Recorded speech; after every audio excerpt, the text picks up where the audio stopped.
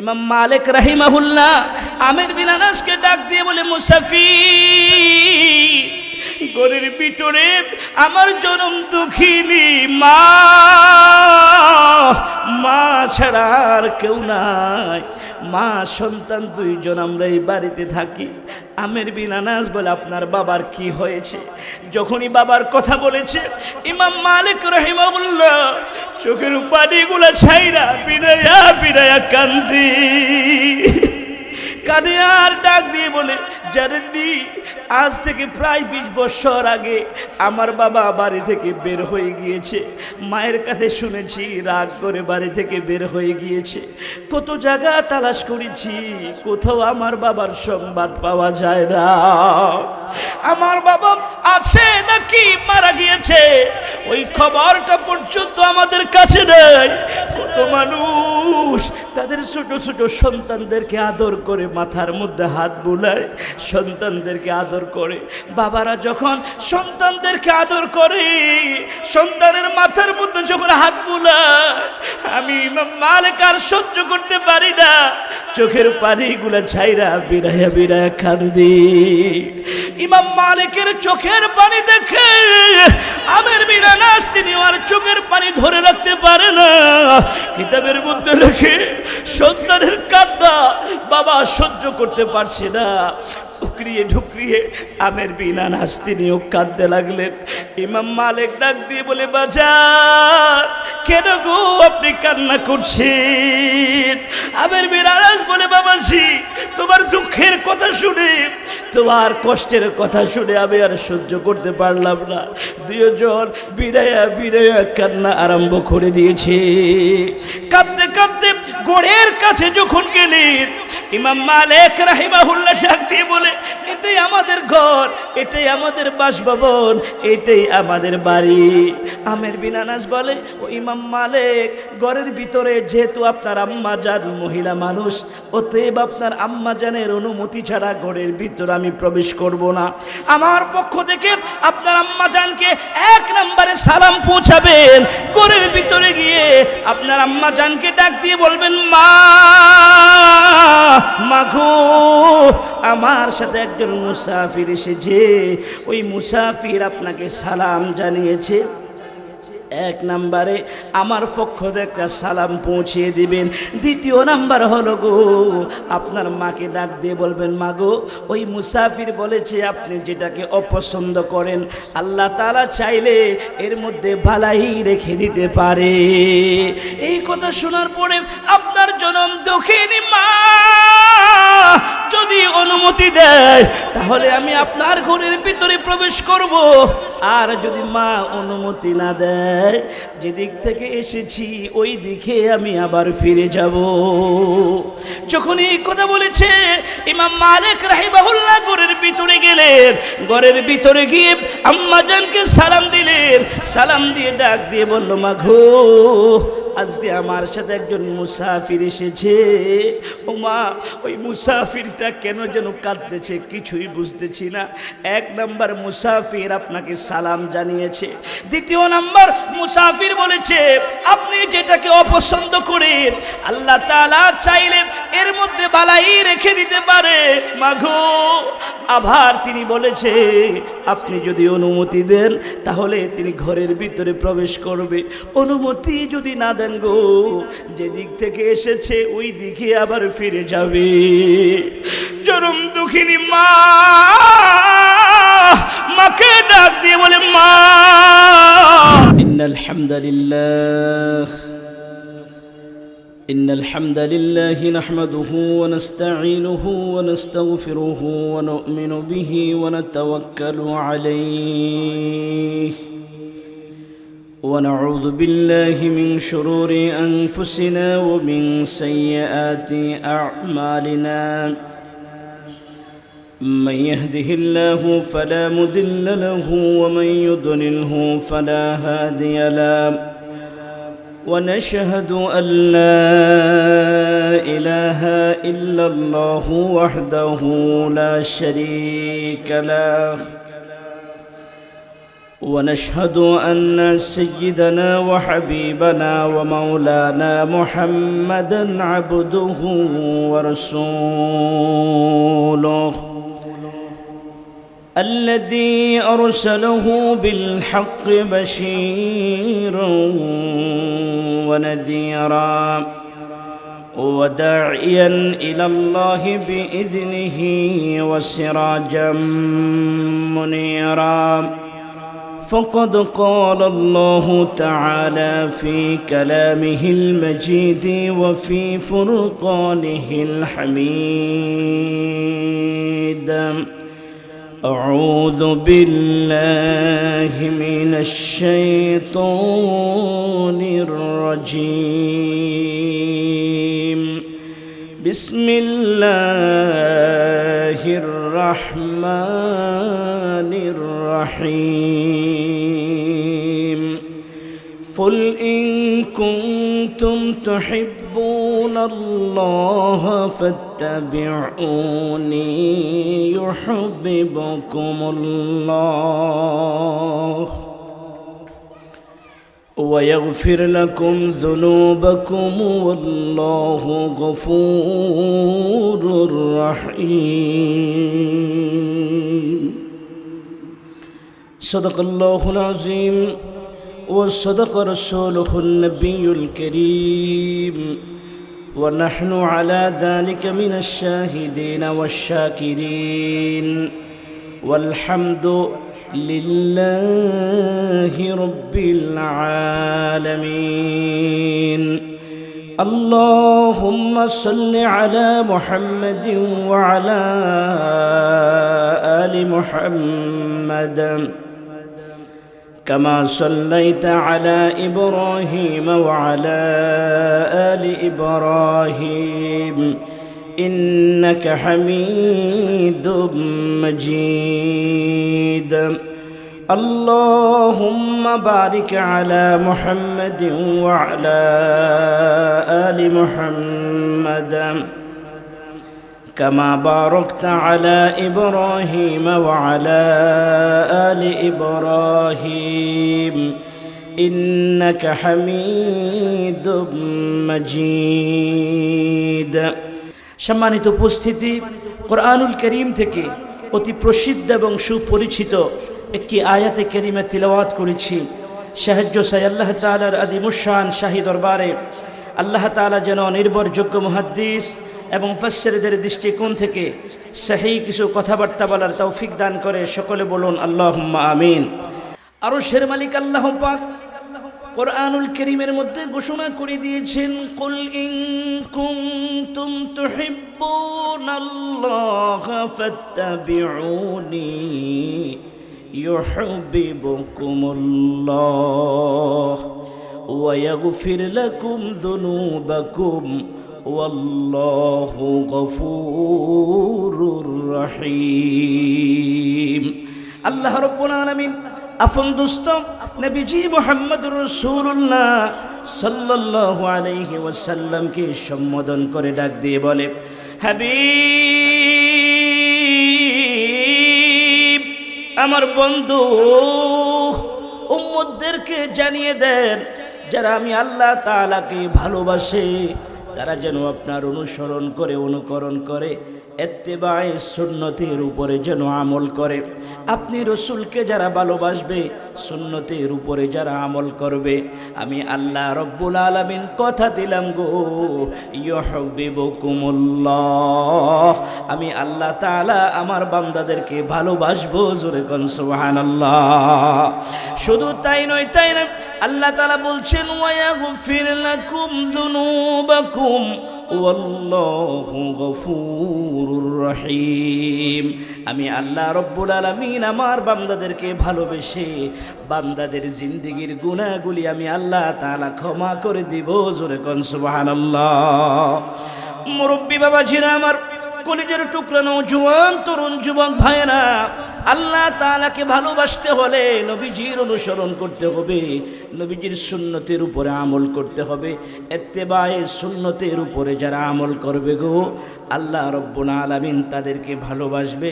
দেখুন সাহাবায়ে কেরাম সুন্নতের উপরে আমল করার জন্য কি পরিমাণ বেকারার ছিলেন।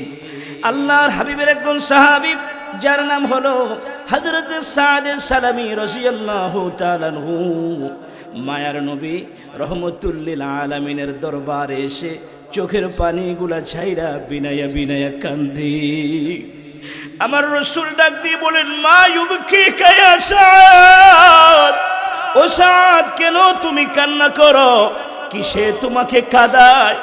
হযরত সাদ সালামী রাদিয়াল্লাহু তাআলা আনহু ডাক দিয়ে বলেন, ইয়া রাসূলুল্লাহ, ইয়া হাবিবাল্লাহ, ওগো নবীজি, আজ থেকে প্রায় 8 মাস পূর্বে রক্তজোড়া দিন ইসলামের তাওহীদের কালেমা গ্রহণ করেছি। তাওহীদের কালেমা গ্রহণ করে মুসলমান হয়েছি। আমি মুসলমান হওয়ার পর থেকে আপনার প্রত্যেকটা সুন্নতের উপরে আমল করি, একটা সুন্নতকেও অবহেলা করি না। কিন্তু ইয়া রাসূলুল্লাহ, ইয়া হাবিবাল্লাহ, ওগো নবীজি, এখনো পর্যন্ত একটা সুন্নতের উপরে আমি আমল করতে পারি নাই। এজন্য আমার অন্তরের মধ্যে বড় ভয় হয়, ওই একটা সুন্নতের উপরে আমল করা ছাড়া যদি আমার মরণ হয়ে যায়, কিয়ামতের দিন আল্লাহ রব্বুল আলামিনের সামনে চেহারাটা কেমনে দেখাবো। আমার রাসূল ডাক দিয়ে বলে, আরে সাদ, এটা এমন কোন সুন্নত রে যে সুন্নতের উপরে এখনো আমল করতে পারো নাই? হযরতে সাদ সালামী রাদিয়াল্লাহু তাআলা আনহু ডাক দিয়ে বলে, ইয়া রাসূলুল্লাহ, আমার দিকে তাকিয়ে দেখেন, প্রাপ্তবয়স্ক যুবক হয়েছি, বিয়ের বয়স হয়েছে, বিবাহ শাদী করা আপনি রাসূলের একটা সুন্নত। আমি সাদ গরিব হওয়ার কারণে, আমি সাদ কালো হওয়ার কারণে মদিনার ঘরে ঘরে বিবাহের পয়গাম পাঠিয়েছি।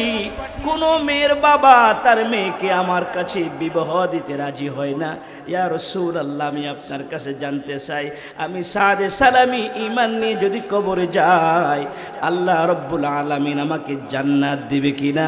আমার রাসূল বলে, সাদ রে, ঈমান নিয়ে যদি কবরে যাও, মহান আল্লাহ রব্বুল আলামিন তোমাকে জান্নাতের মেহমান বানাবে। জোরে কোন সুবহানাল্লাহ। হযরত সাদ সালামী বলে, ইয়া রাসূলুল্লাহ, আমার অন্তরের মধ্যে আর কোনো দুঃখ নাই, আমার আর কোনো চিন্তা নাই। আমার রাসূল বলে, না সাদ সালামী, তুমি যেহেতু দুনিয়ার মধ্যে বিবাহ শাদী করতে চাচ্ছ, রাসূলের একটা সুন্নত পালন করার জন্য চেষ্টা করছ, এই মদিনার মধ্যে আমার একজন সাহাবী আছে যার নাম হলো হযরত আমর ইবনুল ওয়াহ্হাব রাদিয়াল্লাহু তাআলা আনহু। ওই আমর ইবনুল ওয়াহ্হাবের সুন্দরী সুরুষী যুবতী একটা মেয়ে আছে, যেই মেয়েটার লকব হলো হুরে মদিনা। আরে সাদ সালামী, তুমি যাও, আমার সাহাবী আমর ইবনুল ওয়াহ্হাবের বাড়িতে চলে যাও। আমর ইবনুল ওয়াহ্হাবের বাড়িতে যাইয়া আমি রাসূলের সালাম জানাবে, আর বলবে তিনি যেন তার সুন্দরী সুরুষী যুবতী মেয়েটাকে তোমার সাথে বিবাহ পড়িয়ে দেয়। আল্লাহর হাবিব যখন বললেন, হযরতে সাদ সালামী রাদিয়াল্লাহু তাআলা আনহু আমর ইবনুল ওয়াহ্হাবের বাড়িতে চলে গেলেন। আমর ইবনুল ওয়াহ্হাবের বাড়িতে গিয়ে হযরত আমরকে সালাম জানালেন। সালাম জানিয়ে ডাক দিয়ে বলে, আমর ইবনুল ওয়াহ্হাব, মায়ার নবী রহমতুল লিল আলামিন আমাকে আপনার কাছে পাঠিয়েছে। রাসূল বলেছেন, সহিহ বুখারীর বর্ণনা, জাওয়াজানি রাসূলুল্লাহ সাল্লাল্লাহু আলাইহি ওয়াসাল্লাম। আমর ইবনুল ওয়াহ্হাবকে ডাক দিয়ে বলে, আমর, মায়ার নবী রহমতুল লিল আলামিন আমাকে আপনার কাছে পাঠিয়েছে, আর বলে দিয়েছে আপনার সুন্দরী সুরুষী যুবতী মেয়েটার সঙ্গে আমাকে বিবাহ পড়িয়ে দিতে। জোরে কোন সুবহানাল্লাহ।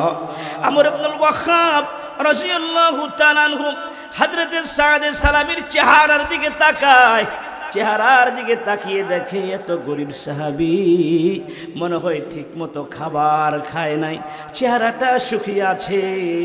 শরীরের দিকে তাকিয়ে দেখে এত কালো, এত গরিব, ঠোঁটগুলি মোটা মোটা, পাগুলি ফাটা ফাটা, খাটো মানুষ, কোনো দিকেই পছন্দ হয় না। সহিহ বুখারীর বর্ণনা কিতাবের মধ্যে লেখে হযরত আমর ইবনুল ওয়াহ্হাব রাদিয়াল্লাহু তাআলা আনহু সাদে সালামীর কাছে মেয়ে বিবাহ দেওয়া তো দূরের কথা, অপমান করে সাদকে তাড়িয়ে দিয়েছে।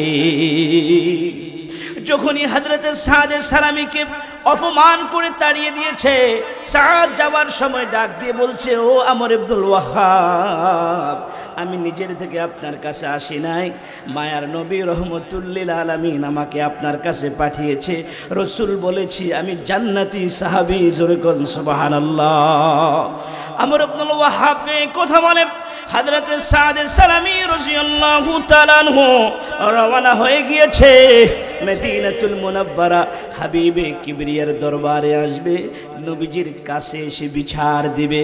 এমনি সময় আমর ইবনুল ওয়াহ্হাবের সুন্দরী সুরুষী যুবতী মেয়েটা তার বাবাকে ডাক দিয়ে বলল, বাবা, ও বাবা, বাবা গো, এতক্ষণ পর্যন্ত আপনি কার সাথে কথা বলেছেন? বাবা ডাক দিয়ে বলল, মা গো, তোমার বিবাহের পয়গাম নিয়ে একটা যুবক এসেছে। মেয়ে ডাক দিয়ে বলল, তাহলে কি হয়েছে? আমর ইবনুল ওয়াহ্হাব বলে, মা গো, যুবকটা এত কালো আর এত গরিব, কোনো দিকে আমার পছন্দ হয় নাই, এই জন্য যুবকটাকে আমি অপমান করে তাড়িয়ে দিয়েছি। মেয়ে ডাক দিয়ে বলে, বাবা, ও বাবা, যুবকটাকে জিজ্ঞেস করলেন না তাকে কে পাঠিয়েছে? বলে, হ্যাঁ জিজ্ঞেস করেছি। ওই যুবক বলে তাকে নাকি মায়ার নবী রহমতুল লিল আলামিন পাঠিয়েছে। মেয়ে ডাক দিয়ে বলে, বাবা, ও বাবা, যেখানে আল্লাহ রসুল জামাই পছন্দ করে পাঠিয়েছে, কেন গো বাবা আপনি ফিরিয়ে দিয়েছেন? কেন আপনি ফিরিয়ে দিয়েছেন? আল্লাহ রব্বুল আলামিন যদি আমাদের প্রতি অসন্তুষ্ট হয়ে যায় আর অসন্তুষ্ট হয়ে যদি কোরআনের আয়াত অবতীর্ণ করে, তাহলে আমরা হালাক হয়ে যাব, ধ্বংস হয়ে যাব। বাবা গো, নাজাত যদি পেতে চান তাড়াতাড়ি করে রাসূলুল্লাহর দরবারে চলে যান। মেয়ে ডাক দিয়ে বলি, ইয়া আবাতান নাজা, ইয়া আবাতান নাজা। সহিহ বুখারীর বর্ণনা। মেয়েটা ডাক দিয়ে বলে, বাবা, নাজাত যদি পেতে চান তাড়াতাড়ি করে রাসূলুল্লাহর কদমে গিয়ে ক্ষমা চান, জোরে কোন সুবহানাল্লাহ। আল্লাহর হাবিবের কাছে গিয়ে বলবেন, এখন আমিও রাজি, আপনিও রাজি। মেয়ের সম্মতি পাওয়ার পরে আমর ইবনুল ওয়াহ্হাব রাদিয়াল্লাহু তাআলা আনহু মায়ার নবী রহমতুল লিল আলামিনের দরবারে রওনা হয়েছে। আয়েশা নজর করে দেখে হযরতে সাদে সালামী রাদিয়াল্লাহু তাআলা আনহু নবীজির সামনে বসে চোখের পানিগুলা ছাইরা বাবা বিনায়া বিনায়া কান্দে আর রাসূলের কাছে বিচার দেয়। আমর ইবনুল ওয়াহ্হাব ডাক দিয়ে বলি, ইয়া রাসূলুল্লাহ, ইয়া হাবিবাল্লাহ, ওগো নবীজি, আমার ভুল হয়ে গিয়েছে, আমি বুঝতে পারি নাই, এজন্য সাদে সালামীকে বিদায় করে দিয়েছি। এখন আমিও রাজি, আমার মেয়েও রাজি, জোরে কোন সুবহানাল্লাহ। আল্লাহর হাবিব ডাক দিয়ে বলে, আরে আমর ইবনুল ওয়াহ্হাব, যেহেতু তুমিও রাজি আছো, তোমার মেয়েও রাজি আছে, অতএব বিলম্ব করা যাবে না। 400 দিরহাম ধার্য করে রহমতুল লিল আলামিন আমর ইবনুল ওয়াহ্হাবের মেয়ের সাথে সাদে সালামের বিবাহ পড়িয়ে দিয়েছে, জোরে কোন সুবহানাল্লাহ। আমার রাসূল ডাক দিয়ে বলে, আরে আমর ইবনুল ওয়াহ্হাব, যাও, বাড়িতে চলে যাও, সুন্দর করে তোমার মেয়েটাকে সাজাও, আর আমি সাদে সালামীকে সুন্দর করে সাজিয়ে তোমার বাড়িতে পাঠিয়ে দিব। যখনই এই কথা বলেছে আমর ইবনুল ওয়াহ্হাব রাদিয়াল্লাহু তাআলা আনহু চলে যায়। আল্লাহর রাসূল হযরত সাদে সালামীকে ডাক দিয়ে বলে, সাদ, আমি রাসূল তো তোমার বিবাহ পড়িয়ে দিয়েছি, এবার তো তুমি খুশি আছো। 400 দিরহাম ধার্য করেছি, বিয়ের মোহরগুলি আছে কিনা মোহরগুলি রেডি করো। আল্লাহ রাসূল যখন এই কথা বলেছে হযরত সাদ সালামী রাদিয়াল্লাহু তাআলা আনহু দু চোখের পানিগুলো ছেড়ে কাঁধে আর ডাক দিয়ে বলে, ইয়া রাসূলুল্লাহ, ইয়া হাবিবাল্লাহ, আপনি তো ছিলেন, আমি সাদ সালামী এত গরিব, এত গরিব গো, দিনের বেলা যে এক বেলা খাবার ক্রয় করে খাবো ওই টাকাটা পর্যন্ত আমার কাছে নাই, মোহরের টাকা আমি কোত্থেকে দিব?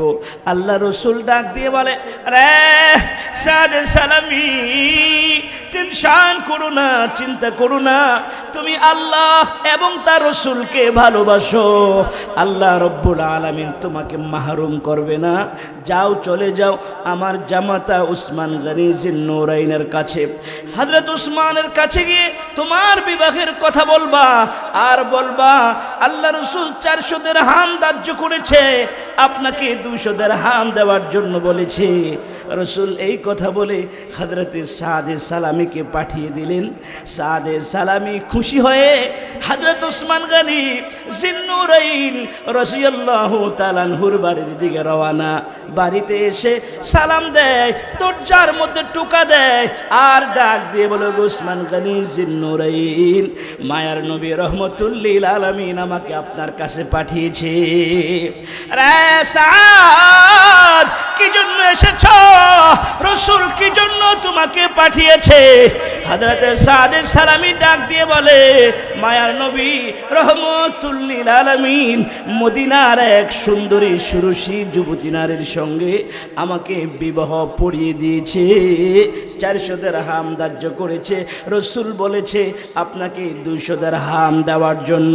যখনই এই কথা বলেছে হযরত উসমান গনি জিন্নুরাইন রাদিয়াল্লাহু তাআলা আনহু তিনি আর দেরি করলেন না, সঙ্গে সঙ্গে 200 দিরহামের একটা বান্ডিল সাদে সালামীর হাতের মধ্যে তুলে দিয়েছে। হাদিস শরীফের মধ্যে এসেছে, ফাতাহু ওয়া সাদাহু, 200 দিরহাম তো দিয়েছে, 200 দিরহাম দিয়ে ক্ষান্ত হয় নাই। উসমান গনি জিন্নুরাইন বলে, সাদ রে, বিবাহের মধ্যে মোহরের পরে উপরি সুপুরি খরচ লাগে। কথা বলেন বাবা, লাগে কিনা? লাগে। উসমান গনি বলে, যাও, এতগুলি মোহর আমি তোমাকে দিয়ে দিলাম, গণলাম না, বাড়তি মোহরগুলি উপরি সুপুরি খরচ করিও, জোরে কোন সুবহানাল্লাহ। হযরত সাদ সালামী রাদিয়াল্লাহু তাআলা আনহু বিবাহের মোহরগুলি নিয়ে এসে মায়ার নবী রহমতুল লিল আলামিনের সামনে এসেছে। আল্লাহ রসুল দেখে সাদের চেহারার মধ্যে হাসি দেখা যায়। রসুল বলে, সাদ রে, যাও, চলে যাও আমার সাহাবী আব্দুর রহমান ইবনে আউফের বাড়িতে, আব্দুর রহমান ইবনে আউফের বাড়িতে গিয়ে বলবা তিনি যেন তোমাকে 200 দিরহাম দেয়। বিবাহের কথাটা আব্দুর রহমানকে জানাবে।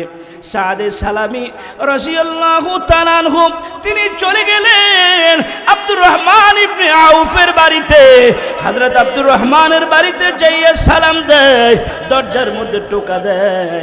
আব্দুর রহমান ইবনে আউফ ঘরের দরজা খুলে ডাক দিয়ে বলে, আরে সাদে সালামী, তুমি কি জন্য এসেছ? হযরত সাদে সালামী রাদিয়াল্লাহু তাআলা আনহু তিনি ডাক দিয়ে বলে, আব্দুর রহমান ইবনে আউফ, মায়ার নবী রহমতুল লিল আলামিন আমাকে আপনার কাছে পাঠিয়েছে। রাসূল বলেছে আপনাকে 200 দিরহাম দেওয়ার জন্য। তার কারণ হলো মদিনার সুন্দরী সুরসী যুবতী একটা নারী, যে নারীর লকব হলো হুরে মদিনা। মায়ার নবী রহমতুল লিল আলামিন ওই সুন্দরী সুরসী যুবতী নারীর সঙ্গে আমাকে বিবাহ পড়িয়ে দিয়েছে, 400 দিরহাম ধার্য করেছে, 200 দিরহাম উসমান গনি জিন্নুরাইন দিয়েছে, বাকি 200 দিরহাম আপনাকে দেওয়ার জন্য বলেছে। হযরত আব্দুর রহমান ইবনে আউফ তিনি সঙ্গে সঙ্গে 200 দিরহামের একটা বান্ডিল হাতের মধ্যে তুলে দিলেন, বাড়তি অনেকগুলি দিরহাম দিয়ে দিলেন। হাদিস শরীফের মধ্যে এসেছে, ফাতাহু ওয়া যাদাহু, যা চেয়েছে তার চাইতে আরো বেশি দিয়েছে। ওই দিরহামগুলি লইয়া সাদে সালামী মায়ার নবী রহমতুল লিল আলামিনের সামনে যখন এসেছে, আমার রাসূল বলে, যাও সাদ রে, ইযহাব ইলা সুক, সালামি, যাও মদিনার বাজারে যাও, মদিনার বাজারে যাইয়া তোমার বিবির জন্য সুন্দর সুন্দর জিনিস তুমি ক্রয় করবা, যেগুলা দেখলে তোমার স্ত্রীর চক্ষু শীতল হয়ে যা। জোরে কোন সুবহানাল্লাহ। ও কলিজার টুকরো যুবক ভাইরা, ও মুরব্বী বাবাজিরা গো, হযরত সাদ সালামি রাদিয়াল্লাহু তাআলা আনহু 400 দিরহাম নিয়ে মদিনার বাজারে চলে যায়। বাজারে যাইয়া সদাই দেখতে লাগলেন, দোকানে দোকানে সদাই পছন্দ করতে লাগলেন। এমনি সময় সাদের সালামি শুনতে পায় মসজিদে নববীর মিনার থেকে কে জানি ডাক দেয়, ও রাসূলুল্লাহর সাহাবীরা, তোমরা কে, কোথায় আছো রে? মায়ার নবী রহমাতুল লিল আলামিন সাহাবায়ে কেরামদেরকে নিয়ে জিহাদের ময়দানে চলে গিয়েছে। রে রাসূলুল্লাহর সাহাবীরা, তোমরা কে, কোথায় আছো? যখনই মসজিদে নববীর মিনার থেকে আওয়াজটা শুনলেন, হযরত সাদ সালামি রাদিয়াল্লাহু তাআলা আনহু চোখের পানিগুলো ছাইরা কাঁদে আর আল্লাহকে ডাক দিয়ে বলে, আইন আল্লাহ, আল্লাহু আকবার। হযরত সাদ ডাক দিয়ে বলে, মালিক, তোমার বন্ধু সাহাবী ভাইদেরকে নিয়ে জিহাদের ময়দানে যুদ্ধ করবে, আর আমি সাদে সালামি বুঝি বিবি নিয়ে বাসর ঘরে আরাম করব। না গো আল্লাহ, না না, এটা হতে পারে না। রে বাবাজিরা, আমার সাহাবীরা, আমার রাসূলের কেমন পাগল ছিল, কেমন আশেক ছিল রে। নবীর সাহাবীরা আমার রাসূলকে কেমন ভালোবাসতেন, কেমন মহাব্বত করতেন গো। সাদে সালামি বিবাহের মোহরের টাকাগুলি দিয়ে বিবাহের বাজার না করে একটা ঘোড়া কিনলেন, একটা ঢাল কিনলেন, একটা তরবারি কিনলেন, যুদ্ধের সামান কিনে হযরতে সাদে সালামি রাদিয়াল্লাহু তাআলা আনহু সাদা একটা কাপড় দিয়ে চেহারাটাকে ঢেকে জিহাদের ময়দানে রওনা হয়ে গিয়েছে। মুসলমানের পক্ষে বীর বিক্রমী যুদ্ধ করা আরম্ভ করে দিয়েছে। যুদ্ধ করতে করতে এক পর্যায়ে সাহাবীরা নজর করে দেখে, কে গো, চেহারাটা তার ঢাকা কেন, সাদা কাপড়ে চেহারাটা ঢাকা কেন, এই সাহাবী কে, কি তার পরিচয়? আরেকজন ডাক দিয়ে বলে, সাহাবীরা রে, যেহেতু আমাদের পক্ষে যুদ্ধ করতেছে, অতএব এত কিছু দেখার সময় নাই, যুদ্ধ তুমুল গতিতে আরম্ভ হয়ে গিয়েছে। যুদ্ধ করতে করতে এক পর্যায়ে হযরত সাদ সালামি রাদিয়াল্লাহু তাআলা আনহু জিহাদের ময়দানে শহীদ হয়ে যায়। তিনি যখন জিহাদের ময়দানে শহীদ হয়ে গিয়েছে, শহীদ হওয়ার পরে আল্লাহ রাসূল শাহাদাত যারা শাহাদাত বরণ করেছে সাহাবায়ে কেরামদেরকে ডাক দিয়ে বলো, আমার সাহাবীরা, শহীদদের লাশগুলি একসাথ করো, শহীদদের লাশগুলি জমা করো। কেননা শহীদদেরকে গোসল দেওয়া হয় না, শহীদদেরকে গোসল করা ছাড়া কাফন পরাইয়া শহীদদেরকে জানাজা দিয়ে দাফন করা হয়। সাহাবীরা শহীদদের লাশগুলি একসাথ করতে লাগলেন। বাবাজিরা গো, সাহাবীরা সবগুলি লাশ শনাক্ত করতে পেরেছে, একটা লাশ শনাক্ত করতে পারে নাই। আমার রাসূলের দরবারে এসে ডাক দিয়ে বলে, ইয়া রাসূলুল্লাহ, ইয়া হাবিবাল্লাহ, ওগো নবীজি, সবগুলি লাশ আমরা শনাক্ত করতে পেরেছি, একটা লাশ এখনো শনাক্ত করতে পারি না। আমার রাসূল বলে, চলো, আমাকে নিয়ে চলো। মার নবী রাহমাতুল লিল আলামিন সাহাবায়ে কেরামের সঙ্গে যাইয়া ওই লাশের পাশে যখন দাঁড়িয়েছে, আমার রাসূল ডাক দিয়ে বলল, সাহাবীরা রে, চেহারা থেকে কাপড়টা সরাও।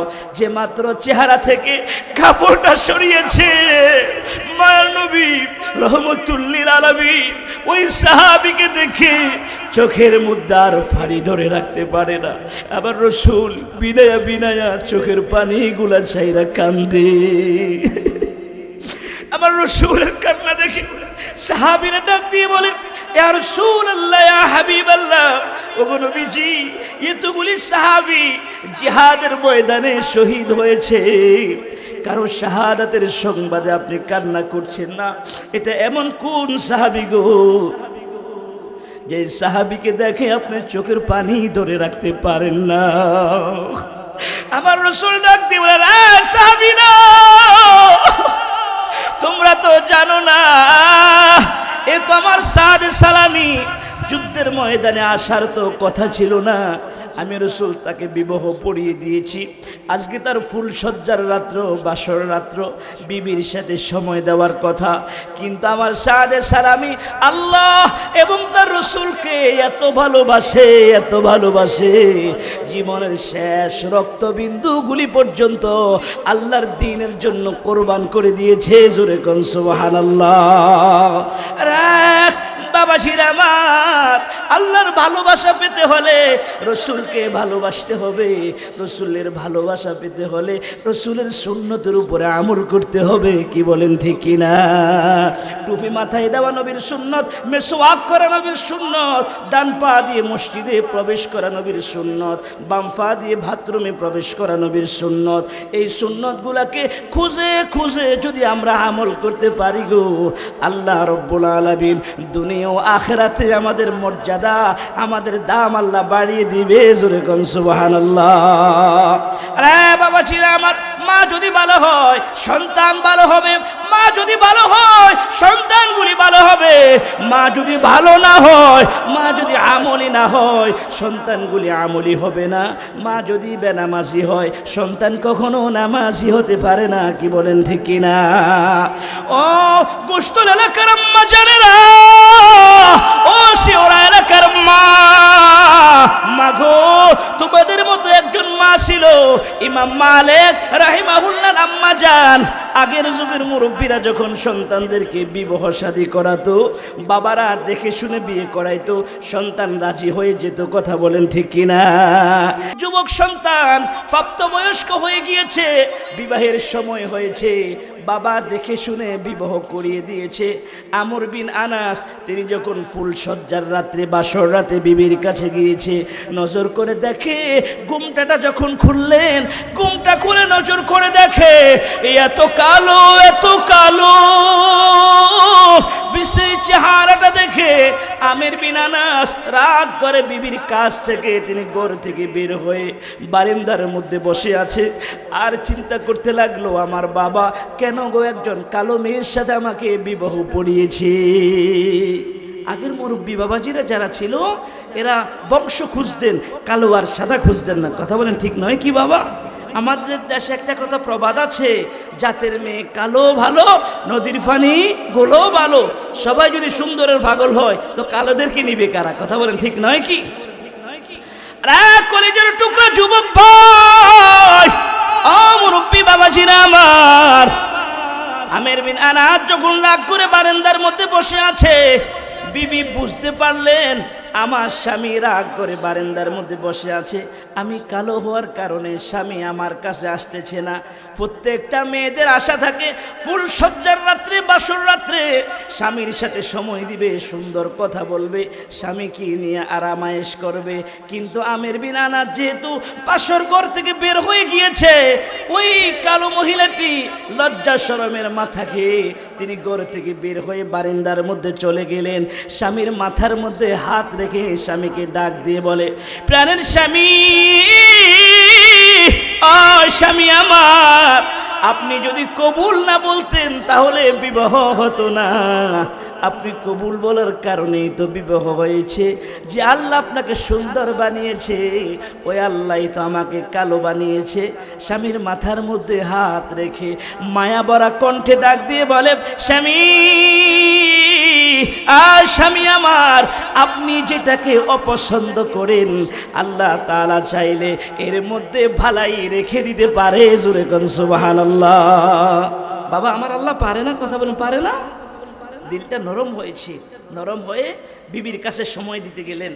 রাত্রিবেলা বিবির সাথে সময় দিলেন, একটা রাত বিবির সাথে সময় দিলেন। সকালবেলা মেজাজ গরম, রাগ করে গোসল করে ঘর থেকে বের হয়ে চলে গেলেন। কিতাবের মধ্যে লেখে 20 বছর পর্যন্ত আমির বিন আনাস বাড়িতে আর ফিরে আসেন। মুরব্বী বাবা ছিল আমার, ও কলিজার টুকরো যুবক ভাইরা, 20 বছর পরে আমির বিন আনাসের দিলের মধ্যে ওই কালো বিবির ভালোবাসা জন্মেছে। বিবির কথা মনে পড়েছে। হায় রে আমার বিবির কি অবস্থা, কিভাবে বিবিকে রেখে আসলাম, আছে নাকি মারা গিয়েছে, এমন মায়া লেগে উঠেছে। 20 বছর পরে তিনি বাড়ির দিকে রওনা হলেন। বাড়ির দিকে যখন রওনা হয়েছে, বাড়ির কাছে আইসা দেখে দরজার সামনে বিশাল বড় সুন্দর একটা মসজিদ দেখা যায়। বাড়ির গেটের সামনে বড় একটা মসজিদ, এত সুন্দর মসজিদ, মসজিদ বড় মুসল্লি, সকল মুসল্লিরা ওয়াজ শুনতেছে। 18 থেকে 19 বছরের একটা নওজোয়ান তরুণ যুবক মসজিদের মিম্বরের মধ্যে বসে হাদিসের দরজ দিচ্ছে, আর মসজিদ ভরা মুসল্লিরা মনোযোগ দিয়ে আলোচনা শুনতেছে। আরে বাবাজিরা, আমির বিন আনাস তিনিও মসজিদের ভিতরে প্রবেশ করলেন। ওই যুবকের হৃদয় নিংড়ানো আলোচনা শুনে আমির বিন আনাসের চোখ দিয়ে পানিগুলা ঝরঝর করে চোখ দিয়ে পড়ছে। আর ডাক দিয়ে বলে, হায় আমি কি করলাম, কেন আমি রাগ করে বাড়ি থেকে চলে গিয়েছি। আমি যে বৎসর বিবাহ করেছি, ওই বৎসর যদি আল্লাহ পাক আমাকে একটা পুত্র সন্তান দান করতেন, আমার ছেলেটাও তো এই যুবকের মতো এত বড় হয়ে যেত। নিজেকে নিজে ধিক্কার দিতে লাগলেন, আর চোখের পানিগুলা ছাই না বিনায়া বিনায়া কান্দে। বয়ান যখন শেষ হয়ে গিয়েছে, যখন দোয়া হয়ে গিয়েছে, সকল মুসল্লিরা যখন বাড়ির দিকে চলে যায়, আমির বিন আনাস গ্রামের বয়োবৃদ্ধ একজন মুরব্বীকে ডাক দিয়ে বলল, বাবা গো, ও বাবাজি, এত সুন্দর যে আলোচনা করেছে এতক্ষণ পর্যন্ত যে যুবকটা, ওই যুবকটার নাম কি? এই যুবকের বাড়ি কোথায়? এই যুবকের বাবার নাম কি? বয়োবৃদ্ধ মুরব্বী ডাক দিয়ে বলে, তুমি কোত্থেকে এসেছো? আমাদের এলাকায় নতুন নাকি? 20 বছর পরে এলাকাতে এসেছে, চিনা যায় না। বয়োবৃদ্ধ মুরব্বী বলে, তুমি কি চিনো না উনিকে? এখন যিনি বয়ান করতেছে, এতক্ষণ পর্যন্ত যিনি আমাদেরকে আলোচনা শোনালেন, হাদিসের দরজ দিয়েছেন, তিনি হলো বর্তমান জমানার শ্রেষ্ঠ মুহাদ্দিস ইমাম মালিক রহিমাহুল্লাহ। সুরে কোন সুবহানাল্লাহ। এই তো আমাদের পাশেই উনার বাড়ি। এর বাবার নাম হলো আমির বিন আনাস। 20 বছর আগে বাড়ি থেকে রাগ করে বের হয়ে চলে গিয়েছে। আমির বিন আনাস আছে নাকি মারা গিয়েছে, সেই খবরও আমাদের কাছে নাই। আমির বিন আনাস বয়োবৃদ্ধ মুরব্বীর কথা শুনে চোখের পানি ছেড়ে কাঁদতে লাগলে, তাহলে বোঝা যায় ছেলেটা আমার। এই মুহূর্তে যদি ছেলের কাছে বাবার পরিচয় দিই, হয়তো ছেলে কি না কি মনে করে তিনি কৌশল অবলম্বন করলেন।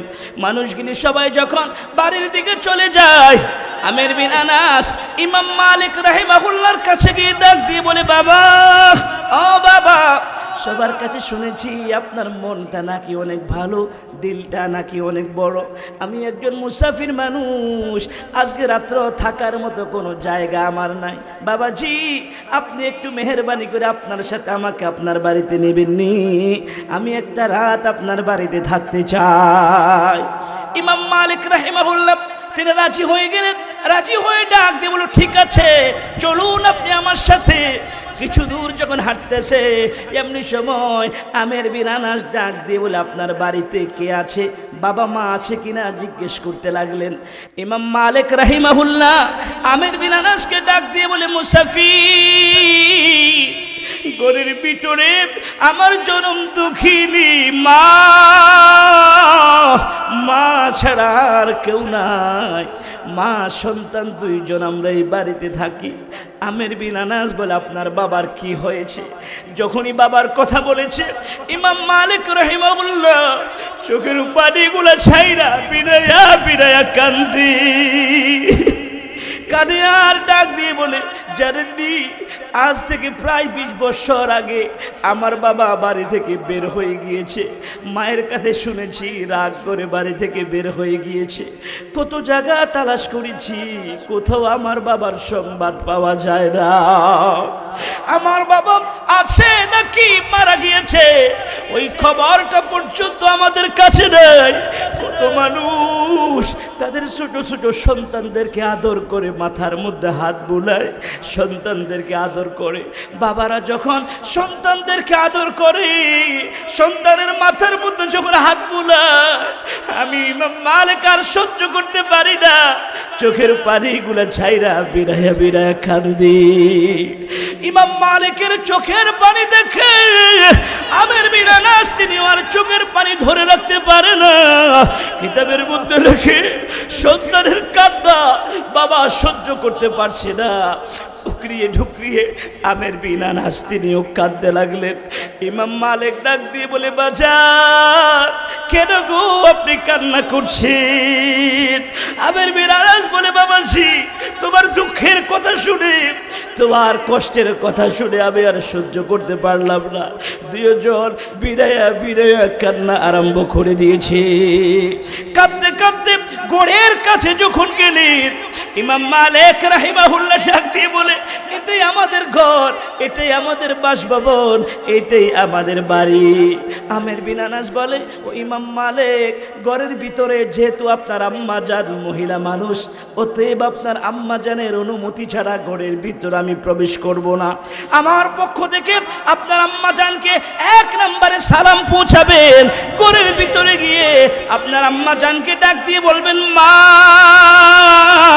মাগো আমার সাথে একজন মুসাফির এসেছে, ওই মুসাফির আপনাকে সালাম জানিয়েছে।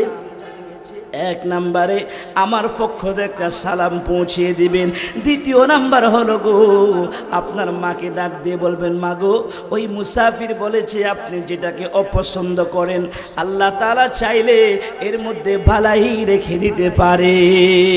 এই কথা শোনার পরে আপনার জনম দক্ষিণী মা যদি অনুমতি দেয় তাহলে আমি আপনার ঘরের ভিতরে প্রবেশ করব, আর যদি মা অনুমতি না দেয়, যেদিক থেকে এসেছি ওই দিকে আমি আবার ফিরে যাব। যখন এই কথা বলেছে, ইমাম মালিক রাহিমাহুল্লাহ ঘরের ভিতরে গেলেন। ঘরের ভিতরে গিয়ে আম্মা জানকে সালাম দিলেন। সালাম দিয়ে ডাক দিয়ে বলল, মা গো আজকে আমার সাথে একজন মুসাফির এসেছে। ও মা, ওই মুসাফিরটা কেন যেন কাঁদতেছে, কিছুই বুঝতেছি না। 1 নাম্বার মুসাফির আপনাকে সালাম জানিয়েছে। 2 নাম্বার মুসাফির বলেছে আপনি যেটাকে অপছন্দ করেন আল্লাহ তাআলা চাইলে এর মধ্যে বালাই রেখে দিতে পারে। মাগো, আবার তিনি বলেছে আপনি যদি অনুমতি দেন তাহলে তিনি ঘরের ভিতরে প্রবেশ করবে। অনুমতি যদি না দেন গো, যেদিক থেকে এসেছে ওই দিকে আবার ফিরে যাবে। চরম দুঃখিনী মা মাকে ডাক দিয়ে বলে, মা মাগো আমি মুসাফিরের সব কথা বুঝেছি গো মা, একটা কথা বুঝি নাই, আপনি যেটাকে অপছন্দ করেন আল্লাহ তাআলা চাইলে এর মধ্যে ভালাই রেখে দিতে পারে, এটা আবার কেমন কথা? একটু সময় মা, যে মা ইমাম মালিকের মতো সন্তান তৈরি করেছে, ওই মা চোখের পানি ছেড়ে কাঁদে আর নিচের দিকে তাকিয়ে চিন্তা করতে লাগলো, এই কথাটা তো আমি বাসর রাত্রে আমার স্বামীকে বলেছি। স্বামী যখন রাগ করে বের হয়ে গিয়েছে, স্বামীর মাথার মধ্যে হাত রেখে বলেছি, স্বামী গো আপনি যেটাকে অপছন্দ করেন আল্লাহ তাআলা চাইলে এর মধ্যে ভালাই রেখে দিতে পারে। আমি আর আমার স্বামী ছাড়া তো এই খবর কেউ জানে না, দুনিয়ার কোনো মানুষ জানে না। তাহলে বোঝা গেল আজকে যিনি এসেছে তিনি আমার স্বামী আমের বিন আনাস হবে। ইমাম মালিককে ডাক দিয়ে বলে, বাবা বাবা ইমাম মালিক, এতদিন পর্যন্ত যে বাবার কথা আমাকে জিজ্ঞেস করতা, বাবার কথা জিজ্ঞেস করে করে কাঁদতা, আজকে যিনি আমাদের ঘরের সামনে মুসাফির হয়ে এসেছে রে বাবা, তিনি আর কেউ নয়, তিনি হলো তোমার জন্মদাতা পিতা আমের বিন আনাস। জোরে কোন সুবহানাল্লাহ।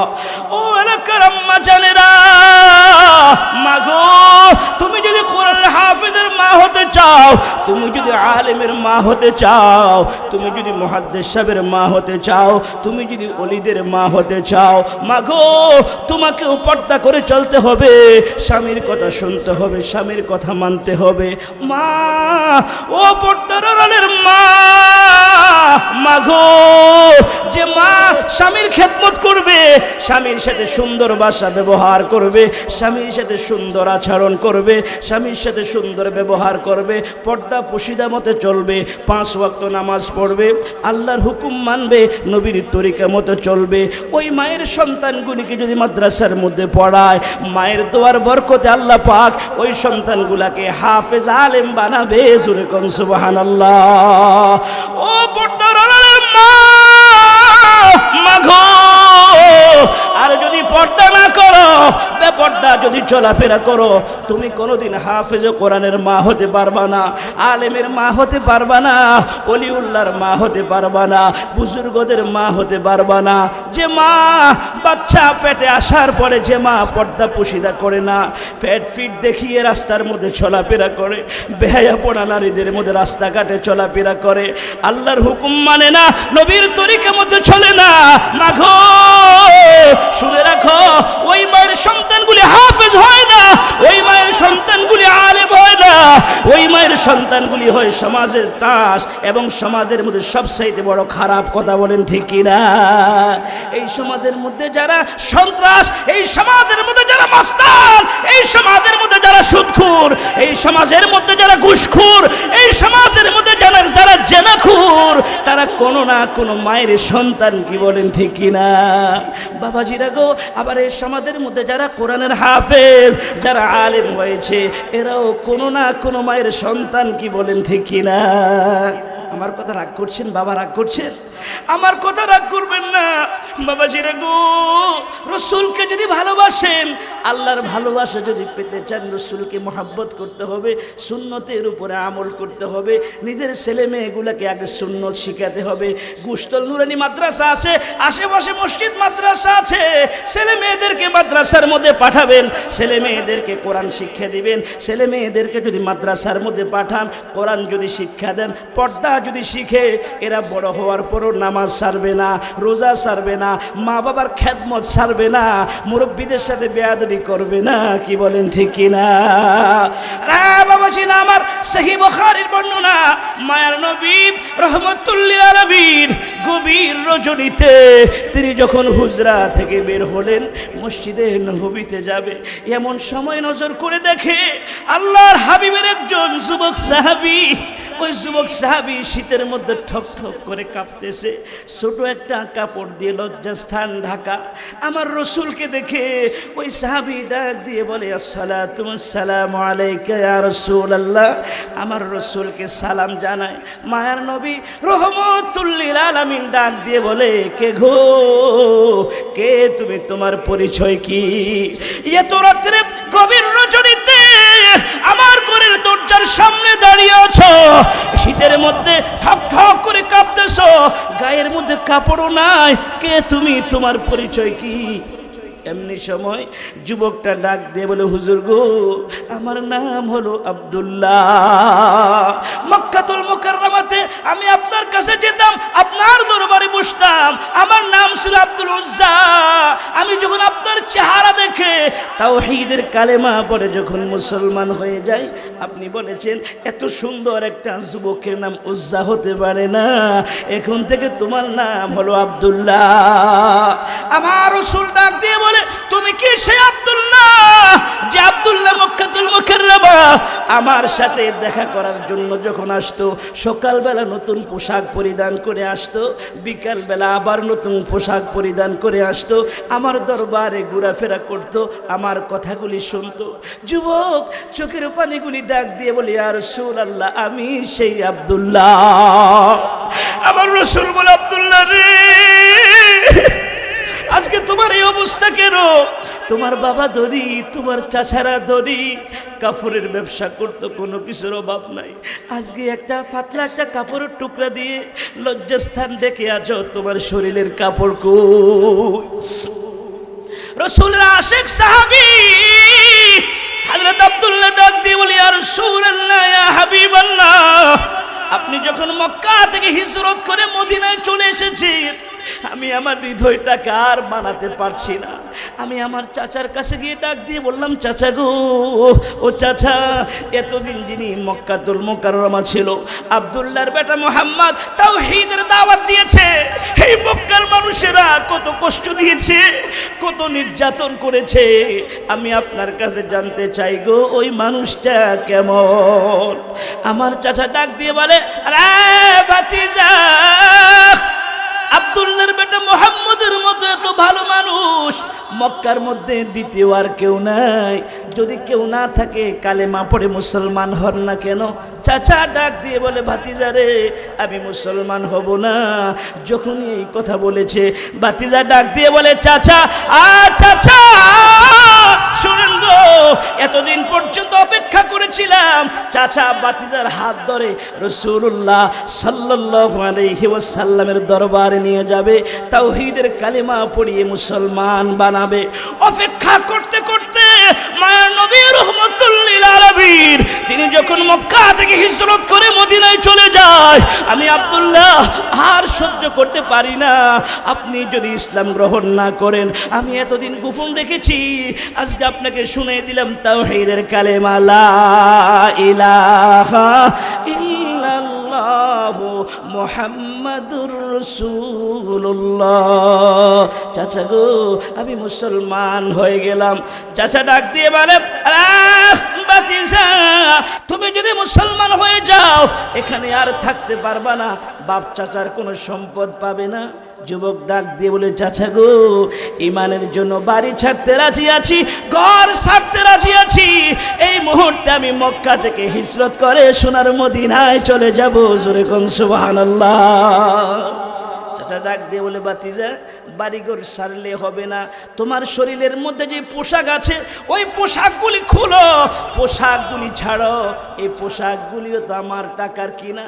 যুবক আব্দুল্লাহ চোখের পানি ছেড়ে ডাক দিয়ে বলে, ইয়া রাসূলুল্লাহ, সাথে সাথে গায়ের জামাটা খুলে দিলাম, ফরনের মধ্যে শুধু একটা লুঙ্গি আছে।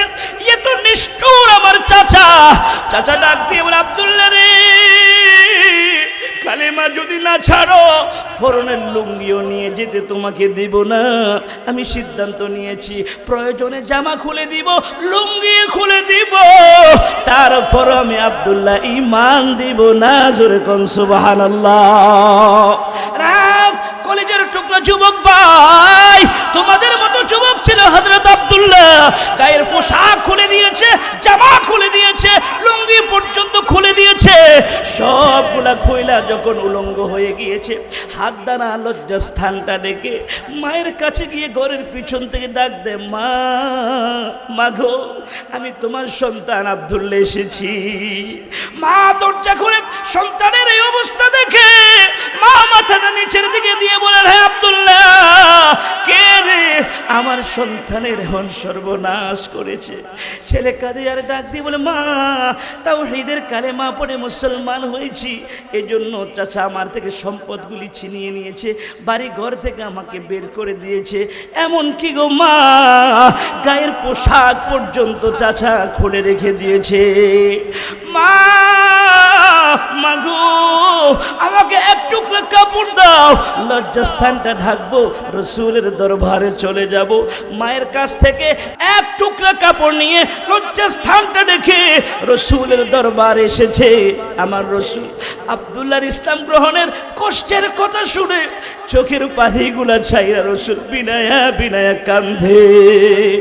আমার রাসূল ঘরের ভিতরে গিয়ে দুইটা কাপড় এনে আব্দুল্লাহকে ডাক দিয়ে বলে, আব্দুল্লাহ রে, একটা কাপড় পর, আরেকটা কাপড় গায়ের মধ্যে জড়িয়ে নে। রাসূল দুইটা কাপড় দিয়েছে। তখন থেকে আব্দুল্লাহর সাথে আরেকটা লকব হয়েছে, জুলবাজাদাইন। জোরে কোন সুবহানাল্লাহ। হযরত আব্দুল্লাহ জুলবাজাদাইন সাহাবায়ে কেরামের সঙ্গে মসজিদে নববীতে জোরে জোরে কোরআনুল কারীম তেলাওয়াত করতে লাগলেন। সাহাবীরা রাসূলের কাছে বিচার দিলেন, ইয়া রাসূলুল্লাহ, ইয়া হাবিবাল্লাহ, আপনার সাহাবী হযরত আব্দুল্লাহ জুলবাজাদাইন এত জোরে জোরে কোরআন তেলাওয়াত করে গো, আমরা আমল করতে আমাদের বিঘ্ন ঘটে, আমলের মধ্যে কষ্ট হয়। রাসূল ডাক দিয়ে বলে, রে সাহাবীরা, আব্দুল্লাহর ঈমানটা বড় দামি রে, গরিব ঘরের সন্তান নয়, মক্কার এক সম্ভ্রান্ত পরিবারের ছেলে। ইমানের জন্য বাড়ি ছেড়েছে, ঘর ছেড়েছে, সম্পদ ছেড়েছে, গায়ের পোশাকগুলি পর্যন্ত ছেড়ে দিয়েছে। তোমরা তাকে বিরক্ত করিও না, কষ্ট দিও না, জোরে জোরে আল্লাহর কালাম পড়ো, কষ্টগুলি ভুলে যাবে। জোরে কোন সুবহানাল্লাহ। আমার রাসূল ডাক দিয়ে বলে, আরে আব্দুল্লাহ, এত কষ্ট করে যেহেতু আমার কাছে এসেছো, তুমি আমার কাছে কি চাও? আব্দুল্লাহ ডাক দিয়ে বলে, ইয়া রাসূলুল্লাহ, আপনি বলেছেন শহীদি মৃত্যু যাদের নসিব হয়, শহীদি মৃত্যুর মধ্যে কোনো কষ্ট হয় না, কবরে হিসাব নিকাশ হয় না, মুনকার নাকির ফেরেশতারা সুয়াল জবাব করে না, হাসরের ময়দানে আল্লাহর সামনে দাঁড়িয়ে হিসাব দিতে হয় না, আল্লাহ পাক শহীদদেরকে বিনা হিসাবে জান্নাত দান করবে। জোরে কোন সুবহানাল্লাহ। আমার রাসূল আল্লাহর দরবারে হাত তুলে দোয়া করলেন, আল্লাহ, আমার সাহাবী আব্দুল্লাহ জুলবাজাদাইনের মনের তামান্না শহীদ হতে চায়, আয় আল্লাহ আব্দুল্লাহকে কবুল করে নাও। আমার রাসূল দোয়া করতে দেরি গো, আল্লাহ তাআলা কবুল করতে দেরি করে নাই। জোরে কোন সুবহানাল্লাহ। রা বাবাজিরা আমার, কিছুদিন পরেই তাবুকের দামামা বেজে উঠেছে, তাবুকের যুদ্ধ আরম্ভ হয়েছে। আব্দুল্লাহ সাহাবায়ে কেরামের সাথে তাবুকের রণাঙ্গনে চলে গেলেন। তাবুকের রণাঙ্গনে যুদ্ধ করতে হয় নাই, যুদ্ধের রণকৌশল দেখে কাফের মুশরিকেরা পালিয়ে গিয়েছে। আর তাবুকের রণাঙ্গনে আল্লাহ তাআলা মুসলমানদেরকে বিনা যুদ্ধে বিজয় দান করেছে। জোরে কোন সুবহানাল্লাহ। জিহাদের ময়দান থেকে যখন ফিরে আসতেছে, প্রতিমধ্যেই হযরত আব্দুল্লাহ জুলবাজাদাইন অসুস্থ হয়, সাথে সাথে সেখানে তিনি ইন্তেকাল করেন। আমার রাসূল বলেন, আমার আব্দুল্লাহ শহীদ হওয়ার নিয়ত করে ঘর থেকে বের হয়েছে, বাড়িতে পৌঁছার আগে যেহেতু তিনি ইন্তেকাল করেছে, আল্লাহ রাব্বুল আলামিন আমার আব্দুল্লাহকে শাহাদাতের মর্যাদা দান করে দিবে। জোরে কোন সুবহানাল্লাহ। আরে বাবাজি না, আমার রাসূল সাহাবায়ে কেরামদেরকে কেমন ভালোবাসতেন। মায়ার নবী ডাক দিয়ে বলে, রে সাহাবীরা, আমার আব্দুল্লাহকে গোসল করাও, আমার আব্দুল্লাহর জানাজার জন্য সব কিছু রেডি করো। আব্দুল্লাহকে গোসল করানো হলো, জানাজার খাট রেডি করা হলো। আমার রাসূল জানাজার ইমামতি করলেন। জানাজার ইমামতি করে হযরত আব্দুল্লাহ জুলবাজাদাইনের লাশটা দুইজন সাহাবী আবু বকর ওমর কাঁধে করে নিয়ে রওনা হয়েছে। আমার রাসূল কবরের পাশে কি বলে, কে রে, কবর থেকে উঠে যাও, আমি রাসূলকে কবরের মধ্যে নামতে দাও। মায়ার নবী রহমতুল্লিল আলামিন কবরের মধ্যে নাইমা দুইটা হাত লম্বা করে ডাক দিয়ে বলে, সাহাবীরা রে, আমার সাহাবী আব্দুল্লাহ জুলবাজাদাইনের লাশটা আমার হাতের মধ্যে দাও।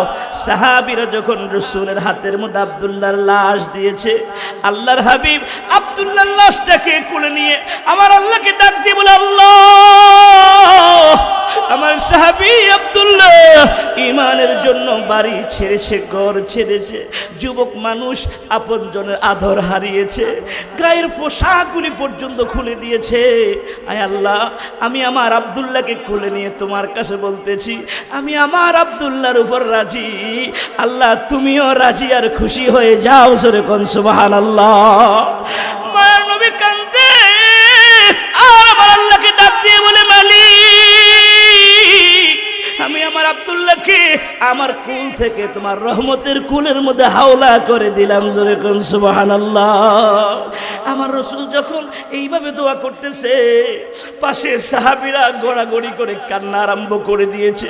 হযরত আব্দুল্লাহ ইবনে মাসউদ রাদিয়াল্লাহু তাআলা আনহু এমন ভাবে কান্না শুরু করে দিয়েছে, কাঁদে আর ডাক দিয়ে বলে, আব্দুল্লাহ রে, এই লাশটা যদি তোর না হয়ে আমার হতো, আমি আব্দুল্লাহ ইবনে মাসউদের কপালটা ধন্য হয়ে যেত। জোরে কোন সুবহানাল্লাহ। ওয়াক্কাস রাদিয়াল্লাহু তাআলা আনহু তিনিও কান্না আরম্ভ করে দিয়েছে। বাবাজিরা গো, সাদ ইবনে আবি ওয়াক্কাস রাদিয়াল্লাহু তাআলা আনহু কেমন সাহাবী। আল্লাহ রাসূল সাহাবায়ে কেরামের একটা কাফেলা আফ্রিকার জঙ্গলার মধ্যে পাঠিয়ে দিয়েছে। রাসূল বলেছে, যাও আফ্রিকার মানুষের কাছে কালেমার দাওয়াত দাও। সন্ধ্যা গনিয়ে গিয়েছে। হযরত সাদ ইবনে আবি ওয়াক্কাস রাদিয়াল্লাহু তাআলা আনহু ওই এলাকার খ্রিস্টান মানুষদেরকে ডাক দিয়ে বলো, খ্রিস্টানেরা রে, আজকে রাত্রটা থাকার জন্য একটু সুযোগ করে দাও। খ্রিস্টানেরা বলে, ইদানিংকালে মুসলমানের সাথে পারা যায় না, আজকে এদেরকে এমন শিক্ষা দিব এরা যেন আর বেঁচে উঠতে না পারে। জোরে কর নাউজুবিল্লাহ। খ্রিস্টানেরা ডাক দিয়ে বলে, ওগো সাদ ইবনে আবি ওয়াক্কাস, ওই যে সামনে বিশাল একটা জঙ্গল দেখা যায়, ওই জঙ্গলের ভিতরে ঢুকবেন, ভিতরে একটা ফুলের বাগান আছে, ওই ফুলের বাগানের মধ্যে আপনারা রাত্র যাপন করবেন, কোনো সমস্যা হবে না। খ্রিস্টানদের কথা শুনে হযরতে সাদ ইবনে আবি ওয়াক্কাস রাদিয়াল্লাহু তাআলা আনহু সাহাবায়ে কেরামদেরকে নিয়ে রওনা হয়েছে। বাবাজিরা গো, জঙ্গলের ভিতরে যখন চলে গিয়েছে, ফুলের বাগান দেখা তো দূরের কথা, বড় বড় বাঘ আর সিংহকে দেখা যায়। কাফেরদের টার্গেট হলো, সাহাবীরা যদি জঙ্গলের ভিতরে ঢুকে যায়, হিংস্র বাঘেরা সিংহ আর বাঘ খেয়ে ফেলবে, জঙ্গলার হিংস্র প্রাণীরা সাহাবায়ে কেরামদেরকে খেয়ে শেষ করে দিবে। এজন্য তারা জঙ্গলার বাঘের কাছে পাঠিয়ে দিয়েছে। সাদ ইবনে আবি ওয়াক্কাস রাদিয়াল্লাহু তাআলা আনহু সাহাবায়ে কেরামদেরকে নিয়ে যখন জঙ্গলার ভিতরে ঢুকেছে, যাইয়া দেখে বাঘেরা হা করে তাকিয়ে আছে, সিংহরা সাহাবায়ে কেরামের দিকে তাকিয়ে আছে। সাদ ইবনে আবি ওয়াক্কাস ডাক দিয়ে বলে, আরে সাহাবীরা, একটা মঞ্চ বানাও, একটা স্টেজ বানাও। সাহাবীরা মনে করেছে সাদ ইবনে আবি ওয়াক্কাস আমাদেরকে ভাষণ দিবে, আমরা তাড়াতাড়ি স্টেজ রেডি করেছি। সহিহ বুখারীর বর্ণনা, বুখারীতে হাদিসটা এসেছে, স্টেজ যখন তৈরি করা হলো, সাহাবায়ে কেরাম নজর করে দেখে সাদ ইবনে আবি ওয়াক্কাস রাদিয়াল্লাহু তাআলা আনহু সাহাবায়ে কেরামদেরকে নয়, বনের বাঘকে ওয়াজ করতেছে। জোরে কোন সুবহানাল্লাহ। হযরত সাদ ইবনে আবি ওয়াক্কাস ডাক দিয়ে বলে, নাহনু আসহাবু রাসূলিল্লাহি সাল্লাল্লাহু আলাইহি ওয়াসাল্লাম, আরে জঙ্গলার বাঘেরা, ও জঙ্গলার সিংহরা, তোমরা যে আল্লাহর সৃষ্টি মাখলুক, আমরাও সে আল্লাহর সৃষ্টি মাখলুক। মায়ার নবী রহমতুল্লিল আলামিন ইসলাম প্রচার করার জন্য আমাদেরকে পাঠিয়েছে, রাস্তা ভুল হয়ে আমরা এখানে এসেছি, আজকে রাত্রটা আমাদের জন্য তোমরা জঙ্গলাটা ছেড়ে দাও, জঙ্গল ছেড়ে তোমরা চলে যাও। নাহনু আসহাবু রাসূলিল্লাহি সাল্লাল্লাহু আলাইহি ওয়াসাল্লাম। আমি সাদ ইবনে আবি ওয়াক্কাসের বক্তব্য শেষ হওয়ার সাথে সাথে তোমরা যদি জঙ্গলা থেকে বের না হও, আমি সাদ ইবনে আবি ওয়াক্কাস হাতের তরবারি দিয়ে যাকেই সামনে পাবো, বাঘ আর সিংহ, সে থেকেই হত্যা করে ফেলবো। জোরে কোন সুবহানাল্লাহ। হযরত সাদ ইবনে আবি ওয়াক্কাস তিনি যখন বক্তব্য শেষ করলেন, বক্তব্য শেষ করে দেখে সিংহরা, জঙ্গলার বাঘেরা বাচ্চাকে কাঁধে নিয়ে, সিংহগুলি বাচ্চাকে কাঁধে নিয়ে, জঙ্গলার হিংস্র প্রাণীরা তাদের বাচ্চাগুলা কাঁধে নিয়ে জঙ্গল থেকে বের হয়ে যায়, আর মুসলমানের জন্য জঙ্গল খালি করে দেয়। জোরে কোন সুবহানাল্লাহ। ও মুরব্বী বাবাজিরা আমার, আল্লাহকে যদি ভালোবাসতে হয়, রাসূলকে ভালোবাসতে হবে, রাসূলের সুন্নতের উপরে আমল করতে হবে। রাসূলের সুন্নতের উপরে যারা আমল করবে, ইত্তেবায়ে সুন্নতের উপরে যারা আমল করবে, আল্লাহ রব্বুল আলামিন তাদেরকে দামি বানিয়ে দিবে, রব্বুল আলামিনও তাদেরকে ভালোবাসবে, ভালোবেসে জিন্দেগির গুনাহগুলি ক্ষমা করে দিবে। জোরে কোন সুবহানাল্লাহ। আল্লাহ তাআলা আমাদের সবাইকে আল্লাহর হুকুম, আল্লাহর হাবিবের তরিকা অনুযায়ী চলার তৌফিক যেন দান করে, বলুন আমিন। নাসরুম মিনাল্লাহ ওয়া ফাতহুন করিব।